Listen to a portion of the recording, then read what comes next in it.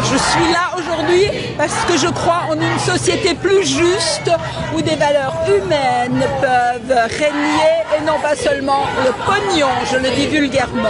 Et je suis très en colère de la manière dont notre gouvernement, M. Macron, pour ne pas le nommer, traite son peuple. Oui, je suis une fidèle. Depuis toute jeune, j'aime ça parce que je me sens solidaire avec les autres et je sens la puissance que nous dégageons quand on est ensemble, jeunes et vieux ensemble.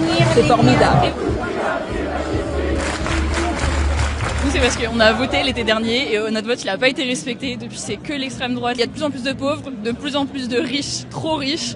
Donc là, on est là pour tous nos droits. Nous, on est étudiantes en architecture, donc on dépend du ministère de la Culture. Et il y a quelques années, on était déjà dans la rue. On a une école nationale d'architecture en France qui a dû fermer à cause des coupes budgétaires envers la culture. Donc c'est encore une raison de manifester. Comme le dit ma pancarte, il y a beaucoup trop de raisons d'être là. Mais pareil, le nouveau Premier ministre qui est contre le mariage pour tous, enfin, je me sens obligée d'être là. Je pense qu'aujourd'hui, on est vraiment là pour essayer de réunir toutes les luttes et que tout le monde se sente concerné parce que ça devient le problème de tout le monde. C'est dire à quel point c'est gros ce qui se passe ici.